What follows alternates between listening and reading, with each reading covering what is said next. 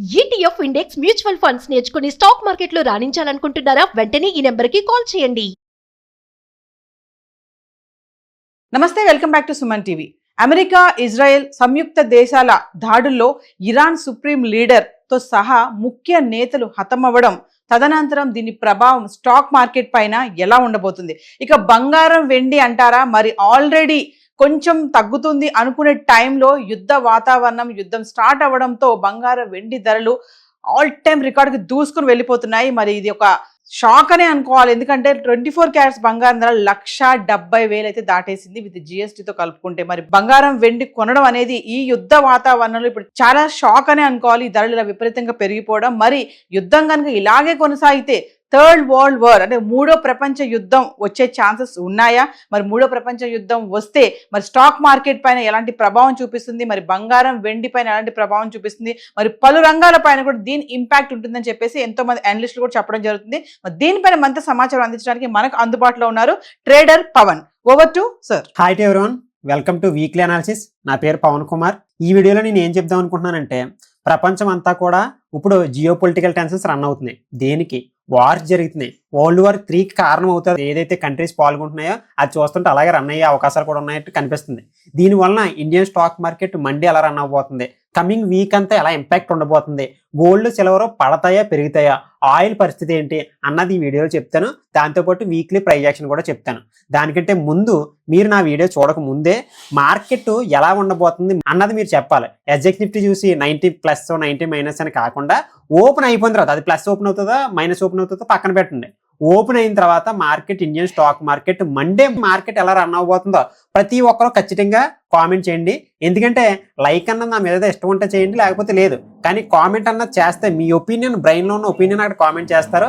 మీ opinion market యొక్క condition ఒకటేలా connect అవుతుంటే ప్రతిసారి కూడా ఎవరైనా రైట్ వే ఇన్ మార్కెట్ అనమాట. కాబట్టి 3 ఆప్షన్లు ఇస్తున్నాను మీకు. మార్కెట్ మండే పాజిటివ్గా ఉండబోతుందా, సైడ్ వేస్లో ఉండబోతుందా, నెగిటివ్ ఉండబోతుందా అన్నది కింద కామెంట్ చేయండి. సింగిల్ మెసేజ్లో కామెంట్ చేసేయండి. ఇంకా coming to present current situations ఎలా ఉన్నాయంటే, రష్యాకి ఉక్రెయిన్కి వార్ జరుగుతుంది, ఇంకా కంటిన్యూస్నే జరుగుతుంది. దాని తర్వాత కొన్ని కంట్రీస్ ఉన్నాయి ఇక్కడ, Middle East tensions around Israel and Gaza strip ద్వారా జరుగుతున్నాయి. తర్వాత రెడ్ సీ షిప్పింగ్ రిస్క్ కూడా ఇంకా రన్ అవుతుంది. మెయిన్గా ఇట్లన్నిటిని పక్కన పెడితే ఇప్పుడిప్పుడు వచ్చాయి. కానీ అసలు మెయిన్ ఎక్కడ మొదలైందంటే పవర్ గురించి మొదలైందండి. మొత్తం అంతా కూడా యునైటెడ్ స్టేట్స్ నేనే లీడింగ్లో ఉండాలి, జియో పొలిటికల్ టెన్షన్స్గా కంట్రీస్ అన్నిటి కూడా నా ఆధీనంలో ఉండాలని వీళ్ళు బాధ. దాని ద్వారా టారిఫ్లు కూడా ఎక్కువ వేస్తున్నారు మనకి. దాంతోపాటు చైనా కూడా మేమేం దేంట్లోనే తక్కువ కాదని చెప్పేసి చైనా బాధ చైనాది. సో ఈ విధంగా ఈగో ఇష్యూలు కానీ లేకపోతే పవర్ యొక్క గ్రీడ్ మొదలైనప్పుడు ఆటోమేటిక్గా వార్కి దారిచేస్తుంది. వార్ ఇప్పుడు ఈ 2-3 రోజులు మొదలైంది అనుకుంటున్నారా? కాదు, టారిఫ్ వార్ ఇంతకు ముందే మొదలైంది. 3 నెలలు 6 నెలల నుంచి ఇది జరుగుతూనే ఉంది. దీనివలన ఏం నష్టం జరిగింది అన్న దాని గురించి కూడా మాట్లాడతాను. ఏ కంట్రీస్ అన్న మెయిన్ ప్రాబ్లం అవుతుందో చూస్తాను.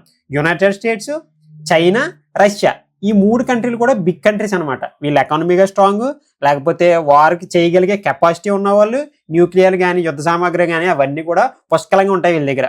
వాళ్ళు ఎప్పుడు కూడా రెడీగా ఉంటారు. ఎందుకంటే బిగ్ కంట్రీస్ ఎకానమిక్గా అంటే ఫినాన్షియల్గా చాలా స్ట్రాంగ్ కంట్రీస్ అనమాట. ఈ కంట్రీస్కి ఫినాన్షియల్గా ప్రాబ్లం లేనప్పుడు ఏమొస్తుంది?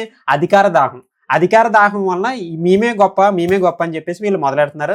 దాంతో ఇరాన్ ఇలాంటివి కూడా ఇన్వాల్వ్ అయ్యి ఉక్రెయిన్ కానీ ఇవన్నీ కూడా వస్తున్నాయి. ఆ కంట్రీలకి వీళ్ళు ఏం చేస్తున్నారు? అవకాశం దొరికింది కదా అని యునైటెడ్ స్టేట్స్ ఒక చిన్న కంట్రీకి, చైనా ఒక చిన్న కంట్రీకి సపోర్ట్ చేసి వార్ని పెద్దగా చేస్తున్నాయి అనమాట.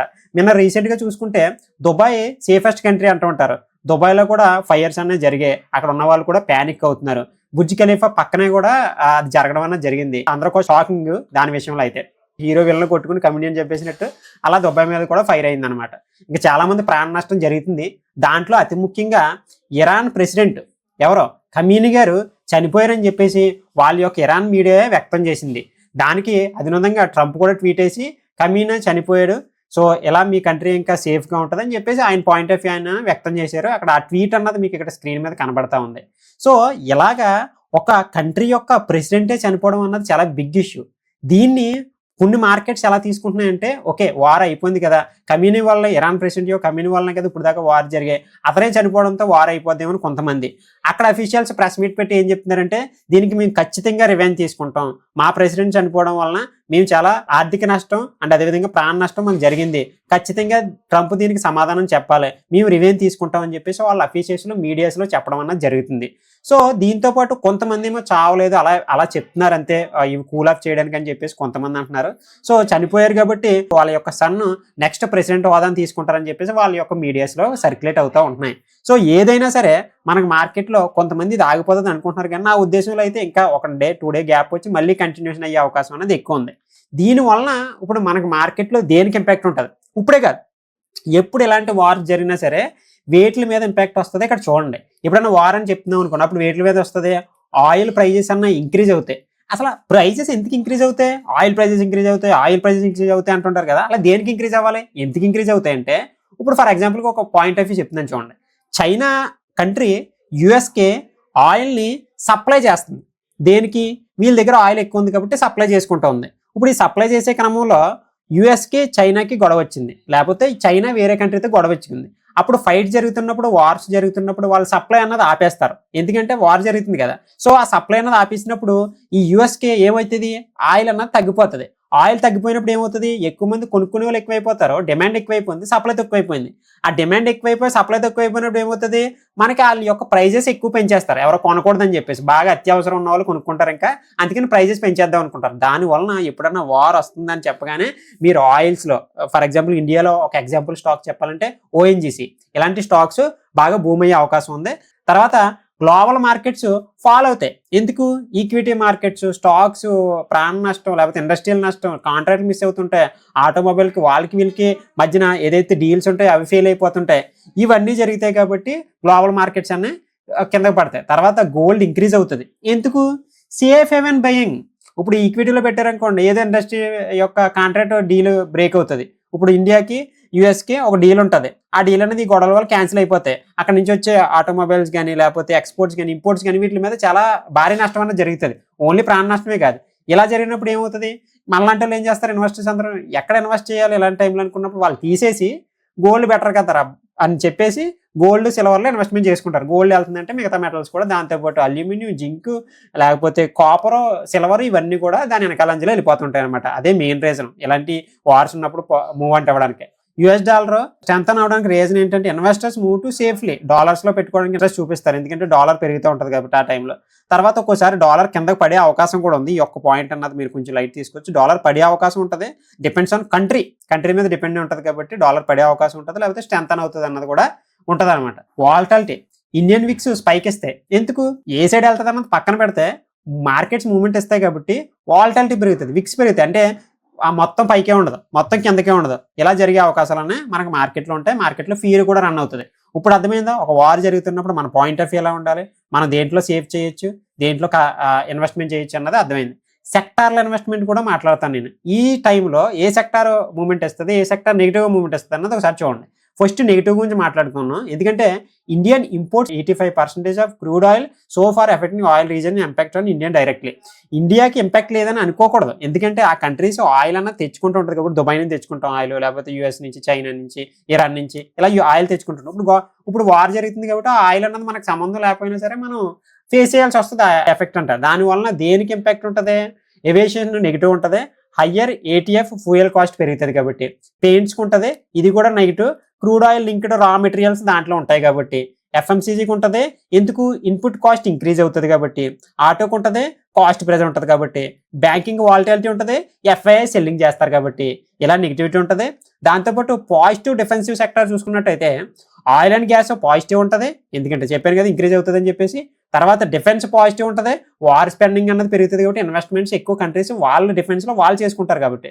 తర్వాత గోల్డ్ ఫినాన్స్ సంబంధించిన కళ్యాణ్ జ్యువెలర్స్ లేకపోతే చాలా స్టాక్స్ ఉంటాయి కదా అవి, దాంతోపాటు ఈటీఎఫ్స్ గోల్డ్కి సంబంధించిన ప్రైస్ రైజ్ అవుతాయి కాబట్టి. తర్వాత ఐటీ సమ్ టైమ్స్ పాజిటివ్ ఉంటుంది, రూపీ వీక్నెస్ హెల్ప్స్ ఎక్స్పోర్ట్స్కి సంబంధించింది మనకు పెరుగుతుంది కాబట్టి. ఈ విధంగా ఈ సెక్టర్లకి ఈ రకంగా ఇంపాక్ట్ ఉండే అవకాశం ఉన్నది పాజిటివ్ కానీ నెగిటివ్ కానీ ఉందన్నమాట. తర్వాత నాలాంటి వాళ్ళు చాలా మంది రీసెంట్గా గోల్డ్ సిల్వర్లోకి వెళ్ళారు. సామాన్య ప్రజలు కూడా ఫిజికల్ గోల్డ్ ఫిజికల్ సిల్వర్ కొనడం మొదలు పెట్టారు. ఇలాంటి వార్ జరిగినప్పుడు దీనివల్ల ఇంపాక్ట్ గోల్డ్ సిల్వర్కి ఏ విధమైన ఇంపాక్ట్ ఉంటుందో చూడండి. Considering safe haven asset. War జరుగుతున్నంత వరకు కూడా మెటల్స్ అనేవి పెరిగే అవకాశం ఉంటుంది. దాంతోపాటు గోల్డ్ ప్రైస్ పెరుగుతుంటుంది. దాంతోపాటు గోల్డ్ వెనకాలే సిల్వర్ పెరుగుతూ ఉంటుంది అనమాట. డాలర్ స్ట్రెంతన్ అవుతుంది, రూపీ వీక్ అవుతుంది, ఇంటర్నేషనల్ గోల్డ్ ప్రైజెస్ అనేవి రైజ్ అవుతూ ఉంటాయి. ఇప్పుడు అట్ ప్రెజెంట్ గోల్డ్ సిల్వర్ ఎలా రన్ అవుతుంది, ఎంత పర్సెంటేజ్లో ఓపెన్ అవుతుందో మీకు నేను ఇప్పుడే చూపిస్తాను. ఇక్కడ మీరు గమనించినట్టయితే మనకు మండే గోల్డ్ ఆల్మోస్ట్ 2%, 1.99% అన్నది రైజ్ అవుతుంది. 9,000 దాకా పెరిగింది ఇండియన్ IRNలో. ఇక్కడ చూసుకుంటే మీరు సిల్వర్ ఆల్మోస్ట్ 7.68% రైజ్ అయింది. యాక్చువల్లీ 15% రైజ్ అయింది ఇది నైట్. కానీ మనకి రీసెంట్గా ఎవరైతే ఖమీని గారు ఇరాన్ ప్రెసిడెంట్ చనిపోయారో అప్పుడు మళ్ళీ వార్ కూల్ ఆఫ్ అయిందన్న ఉద్దేశంలో ఇక్కడ కొంచెం సస్టైన్ అవుతుంది. ఏదన్నా ఈ నైట్లోపు ఏమన్నా అప్డేట్ వస్తే మళ్ళీ మార్కెట్స్లో మూవ్మెంట్ వచ్చే అవకాశం అనేది ఉందన్నమాట. ఒకసారి ఇండియన్ మార్కెట్ ఎలా ఓపెన్ అవుతుందో కూడా ఇక్కడ చూస్తాను. ఇక్కడ దాకా న్యూస్ డేటా పాయింట్స్ అన్ని కూడా నేను చెప్పాను. ఇది మనకు మార్కెట్లో పాయింట్ ఆఫ్ వ్యూస్ అన్ని కూడా ఇప్పుడు టెక్నికల్ అనాలిసిస్ కూడా చెప్తాను. మీరు ఎవరైనా కామెంట్ చేయకపోతే ఇప్పుడు కూడా కామెంట్ చేయండి. మార్కెట్ మండే పాజిటివ్ వెళ్ళబోతుందా, నెగిటివ్ వెళ్ళబోతుందా? యాజ్ ఆఫ్ నవ్ అయితే SGX నిఫ్టీ అన్నది +90లో ఉంది. ఇది ఈక్విటీ మార్కెట్. నాకు తెలిసి +90లోనే ఓపెన్ అవుతుంది కాబట్టి, కానీ మార్కెట్ ఓపెన్ అయిన తర్వాత కిందకి డ్రాప్ అయ్యే అవకాశం 70% పైనే ఉంది. సో ఓపెన్ అయిన తర్వాత రేపు మార్కెట్లో నా ఒపీనియన్ అయితే ఇది ఏం జరుగుతుందో చూద్దాం.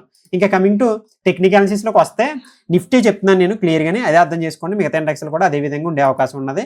మండే మిగతా పవన్ ఫైనాన్స్ యూట్యూబ్ ఛానల్లో నేను మిగతా price action point of view అన్నది Monday morning pre market or లైవ్లో నేను ఎక్స్ప్లెయిన్ చేస్తాను. ఇక్కడ బేస్ వెర్షన్ డే టైం ఫ్రేమ్లో చెప్తాను. Day time frame for direction, news for direction, weekly time frame for direction, 15 minutes 30 minutes for zones, 5 minutes 3 minutes for entry levels, 1 minute exit కోసం ఇలా time frame వాడతాం. Day time frame వాడుతున్నాను కాబట్టి నేను దేనికోసం చూస్తున్నాను, డైరెక్షన్ ఎలా ఉండబోతుంది ప్రైజ్ యాక్షన్ ప్రకారం. ఇప్పుడు దాకా ఏం చెప్పుకున్నాం, న్యూస్ ప్రకారం. మరి ప్రైజ్ యాక్షన్ ప్రకారం ఏ ట్రెండ్ ఉంది, ఇక్కడ కూడా డౌన్ ట్రెండే ఉందండి. సో ఇది కంటిన్యూషన్గా మళ్ళీ మార్కెట్ ఓపెన్ అయిన తర్వాత 90 points ప్లస్లో ఇదే కంటిన్యూషన్ అయితే ఎక్కడ దాకా వచ్చే అవకాశం ఉందనుకున్నారు, ఇక్కడ దాకా వచ్చే అవకాశం ఉంది. చాలా ఈక్విటీ స్టాక్స్ మీకు తక్కువ ప్రైస్లో దొరికే అవకాశం కూడా మనకు మార్కెట్లో అన్నది ఉందన్నమాట. సో దాని ద్వారానే మండే మార్కెట్లో ఏదన్నా ఇండెక్స్ని మనం మెయిన్గా ఫోకస్ చేయొచ్చో పవన్ బ్రో అంటే అది మిడ్ క్యాప్. ఇలాంటి కాన్ఫ్లిక్ట్స్ ఉన్నప్పుడు మిడ్ క్యాప్ అన్నది బాగా మూమెంట్స్ ఇస్తాయి. ఇది కూడా ఓవరాల్ లో అన్నది రేపు బ్రేక్ అయింది అనుకో, ఏదో మార్కెట్లో మంచి మూమెంట్ వచ్చి సో ఇక్కడ దాకా కూడా వచ్చే అవకాశం అన్నది మనకి మార్కెట్లో ఉంది. లేదా అక్కడే క్లోజ్ అయిపోతే సైడ్ వేస్ త్రూ పాజిటివ్ సైన్లో ఈ ఏరియా బ్రేక్ కొడితే 14,126 ఉంది కదా, అది బ్రేక్ కొడితే టువార్డ్స్ పైకి వెళ్ళే అవకాశం ఉంది. 13,357 బ్రేక్ అయితే కంటిన్యూస్గా 12,633 దాకా కూడా మిడ్ క్యాప్ అన్నది వచ్చే అవకాశం ఉంది. నిఫ్టీ అయితే నెంబర్ చెప్పాలంటే ఓవరాల్గా రేపు కొంచెం గ్యాప్ అప్ ఓపెన్ అవుతుంది కాబట్టి ఓపెనింగ్ నుంచి కిందకి పడితే ఒకవేళ సో 25,127 బ్రేక్ అయితే మనకి 24,500 దాకా కూడా మార్కెట్ రీచ్ అయ్యే అవకాశం అన్నది ఉంది. ఇంకా కంటిన్యూస్ కనుక 25,592 బ్రేక్ అయితే మనకి 26,231 దాకా కూడా మార్కెట్ ప్రైజ్ యాక్షన్ లెవెల్ ప్రకారం వెళ్ళే అవకాశం ఉంది. నేను అన్ని పాయింట్లు కూడా చెప్పాను. మీకు వీడియో నచ్చింది అనుకుంటున్నాను. నచ్చితే అందరూ కూడా లైక్ చేయండి, కామెంట్ చేయండి. Thank you for watching. జై హింద్.